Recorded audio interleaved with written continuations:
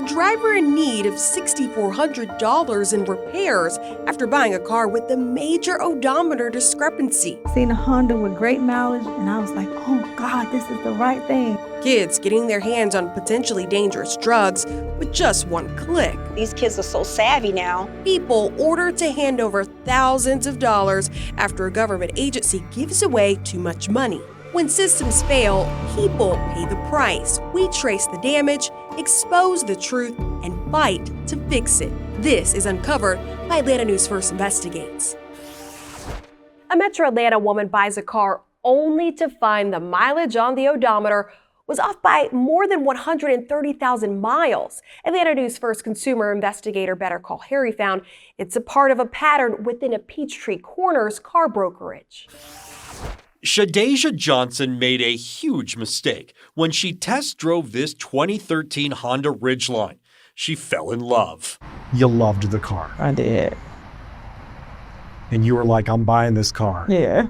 It was her first car, and for $6,400, her first lesson about everything that can go wrong with a car sale. Her mom, Latrice, found it on Facebook Marketplace. And seen a Honda with great mileage, and I was like, oh God, this is the right thing. It was so wrong for so many reasons. For one, the ad shows the mileage just under 154,000. But didn't show a vehicle identification number, or VIN, which they could have used to pull the Carfax. The night of the purchase, they got a check engine light. The next day, they were at a mechanic they'd used before. And he was like, the gauge is reading on here. He was like, when you just bought this car? I said, literally, yesterday. And he said, When the mechanic said the truck needed 2 catalytic converters, Mom blew a gasket. She called the man who sold her the car, Dennis S. Lewis, with DD Auto Brokers. You're not Dennis, are you? Who? Dennis? It's not here.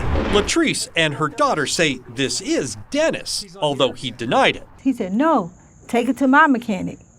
Gave me the address to his mechanic. Here's where they went, to a small shop in Lithonia, where the mechanic confirmed the problem and revealed a bigger one. Latrice took a picture of his scanner, and in the upper right corner it shows 153,000 miles. But when the mechanic pulled the Carfax, Mom took a picture worth 285,000 words, or in this case, miles. So I'm nudging my mom. I'm like, did you see when they said they did the emissions test? Yep. They unknowingly bought a car with over 285,000 miles. Latrice called Mr. Lewis ready for a fight. He said, just bring it back tomorrow. I'll give you your money back because I don't want no problems. I said, Just like that? Just like that. Hard to believe, but he did take it back, and he gave Latrice a $6,400 refund. Everything was refunded, because we try to do everything straight, This is Mr. Lewis, although he claims to be Dennis Lewis's brother and business partner, David. He may be, but here he is compared to a mugshot of Dennis S. Lewis when he got arrested on a misdemeanor in 2023. We couldn't find court records showing the outcome, but finding either Lewis wasn't easy. Yeah, it's just one car dealership after another. We started by going to DD Auto Brokers' business address. It's a small office building in Peachtree Corners with dozens of tiny offices that have one thing in common: cars. So you've got DD Auto Brokers over here, but this building is full of auto brokers. You've got one here. You've got one here. You've got one here. Peachtree Corners city officials say this one building is zoned for small auto brokers who are required by Georgia law to have an office. The city prohibits brokers from keeping cars there, but they are. For the next 2 weeks, we saw people taking interior and exterior pictures of cars, and every time we came back, the cars were someplace else. Well, what happens is your parking lot is always half full with cars, and they're changing every few days. Joe Fabiano is a business owner who works across the street. And they're not leasing or paying for space to operate their business. That seems illegal to me. It's against city ordinance, but brokers are finding space anywhere they can, even in nearby shopping centers. That's where we found the Johnson's pickup truck. It was down the street in the Bolero bowling alley parking lot. We matched the VIN, and guess what? It's back on Facebook Marketplace with the same mileage. It's listed under the name Hassan Mera, along with 21 other cars and trucks. We found 9 of them, got the VINs, and Carfax agreed to run the reports. Out of 9 cars, 5 had major mileage discrepancies. Some, like this Lexus and this Honda Pilot, were off by 135,000 miles or more. With numbers in hand, we went back to the auto brokers complex, and we couldn't believe it. The cars were gone. Coincidentally, Peachtree Corners code enforcement cracked down and threatened to tow them all. But where did they go? And here is that ridgeline. We found the Johnson's Honda Ridgeline and some of the other cars. They moved to a small shopping center on Covington Highway near Decatur. You're not Hassan. Are you Hassan? Hey, give us a minute, please. Are you Hassan? Give us a minute, man. Not a warm welcome, but that's where we found the man who says he is Dennis Lewis's business partner, David. All right, so who is Hassan Mara? He's one of those boys who post cards online. So he's one of your employees. They're not employees. They post cards for people. That's all. That's what he does. He agreed the VINs should be listed in the ads and explained that sometimes the mileage is off if they swap out an engine. But usually when a customer come out, you have to explain to them that the mileage is not right. You got to explain it to them. But what they need to do, they need to post it online. It says the mileage. I understand where you're coming from. David Lewis says he removed the ads for the Honda Ridgeline and the Lexus, and he promised to correct other mileage discrepancies. He did not list the VIN on any of these ads. It's going to list them, trust me. But after we left, Hassan Mera, the worker listing the cars, blocked me on Facebook. And then he relisted them under a new name, Kelvin J. Coker. Latrice and her daughter say this is why they are speaking out, to keep others from making the same mistake. You realize now, looking back, if you had pulled the Carfax and taken it to a mechanic first, Yeah. Right. you guys wouldn't have been in this position. Yes. Right. And you're never going to do that again. Never. Harry, there were so many turns in this story. I think this is one of the longer stories you've done, but it was worthy of it because all of the twists and turns. What else have you found out about these brokers? What we found out since the story aired is that, like literally overnight, they moved the cars out. I mean, it was like all at once. Business owners tell us that they came in overnight. The next day, the business owners came back, and it's one small street that kind of cuts through between Holcomb Bridge and Spalding.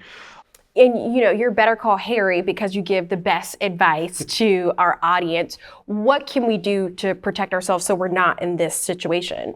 A lot of people over and over again say, why did they buy a car on Facebook Marketplace? Why did they even look at a car on Facebook Marketplace? Well, you can find a car on Facebook Marketplace, but there are things you need to look for. And the first thing you need to look for is the VIN, the vehicle identification number. If that's not there, and every time I go back and I check, I see a lot of these listings don't have them.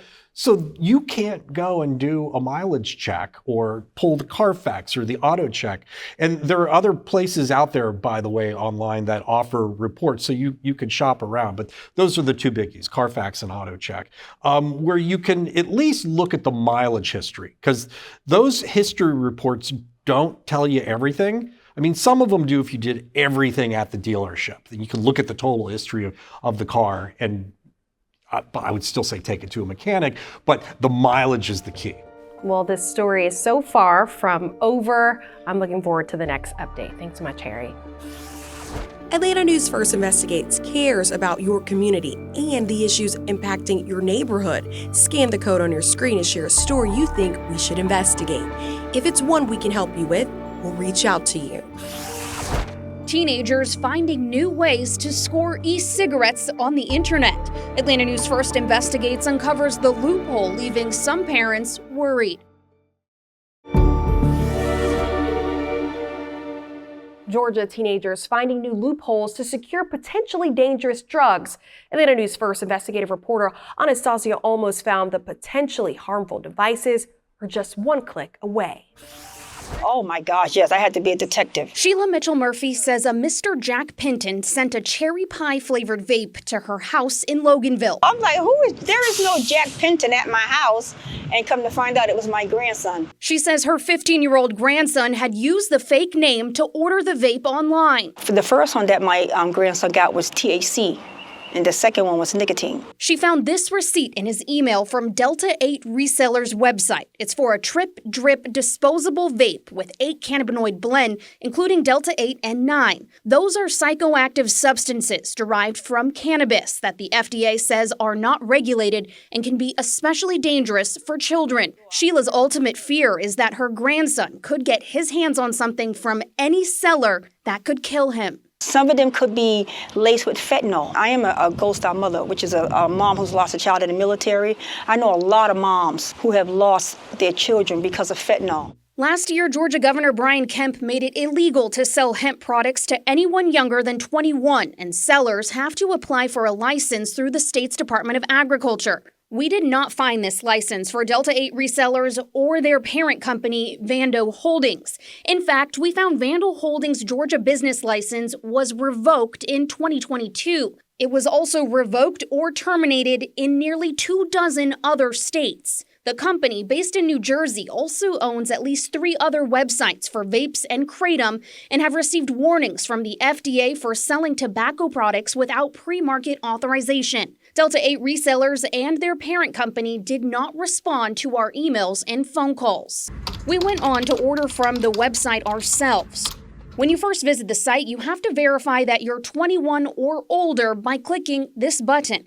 It's called an age gate by agechecker.net. They state on their website that this is not age verification, but serves to notify users of the minimum age requirement. We then went on to select Delta 9 gummies for $4.50, put in the news station address, a credit card, and purchase confirmed. An 8-year-old can get it.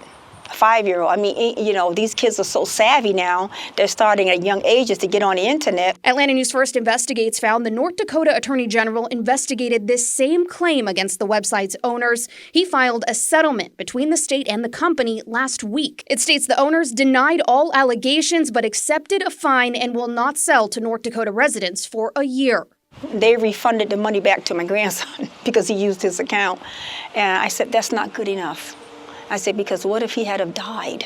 You know, I already lost my son. I don't want to lose my grandson. Wow, an incredible story. And you were able to secure some gummies. You got a prop here on set. It came to the station. What'd you have to do to get it? Well, as you saw in the story there, I just went on. It kind of told me like, hey, you know, you have to be this age. And I clicked through, I put the website in and everything. And just a few days later, after the story aired, here it was addressed to me. And one thing that I had researched is that, you know, maybe they'll check your ID before they give it to you. So we told our building manager to just be on the lookout here. I'm looking for this tracking number. And when they come, if they ask you for an ID, please write that down so we don't forget. Nope, it just came. He brought it right to us in a package here. And there it is. That is the cherry limeade. We got it legally now. That's important to know. This is all legal. This is a part of the research. This was legal. So, but the thing is the point of the story is that kids can do this. And, you know, the grandmother was saying, what if it's laced? You know, there's no regulation, and we do put that in the story as well, as the FDA put this Delta 8, Delta 9 strain of THC on notice because it's not regulated, such as buying medical marijuana is going to go through a certain regulation to kind of know that it's not laced with anything. That's the fear here.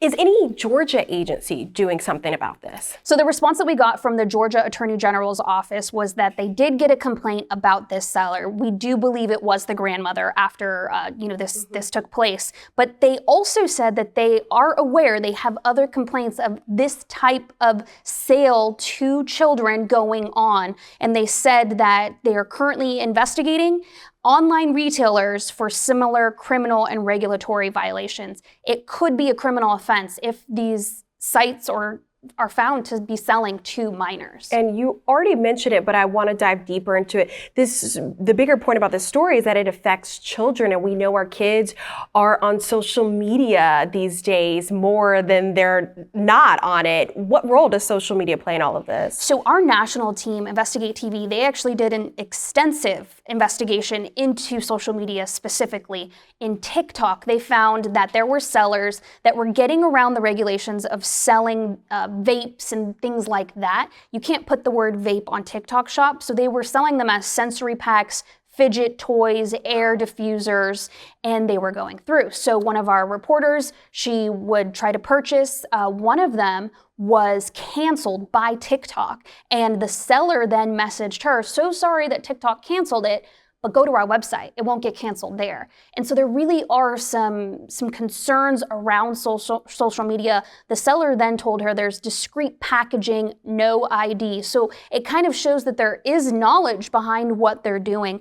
In TikTok's statement about this particular case, they said, "We strictly prohibit these products for sale on TikTok Shop and have banned the sellers offering the identified products." Wow, it's certainly something for parents to be on the lookout for. And that's exactly what this grandmother said, is at the end of the day, she is watching everything her grandson does, and she encourages other parents, grandparents, brothers, sisters, uncles to do the same. Thanks so much, Dossie. Benefits clawed back from people receiving Social Security. Atlanta News First uncovers what to watch out for to make sure it's not happening to you.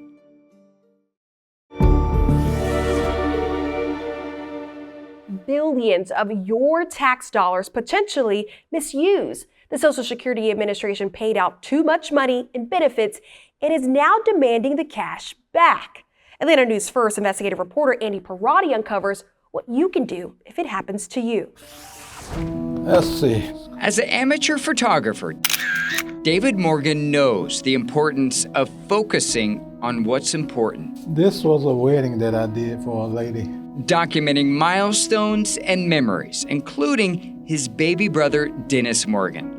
Last year, the 58-year-old got sick and asked David to help manage his Social Security benefits. As a representative payee, he made sure his brother got his money. And when he approached me about doing this, I couldn't say no to him. When Dennis died last year, he says he notified the agency. The retired MARTA bus driver thought his responsibilities over his brother's benefits were done until he started getting these letters in the mail. Social Security writing it overpaid his brother $20,000, and it wanted David to pay it all back. What was your reaction when you saw that number? I was, livid. Yes, truly upset. What's more confusing? The letter said the agency overpaid his brother for years, since 2022, but records show David was his brother's representative payee just 9 months. If he didn't pay the agency back by August, the letter said his own benefits could be in jeopardy of getting cut off. How would that impact you? Oh, I'm devastated. Like anybody, if you stop somebody's source of income, what can you do? You can't pay your bills. And my wife and I, we would be devastated because we still got bills. It's a problem the Social Security Administration has known about for years.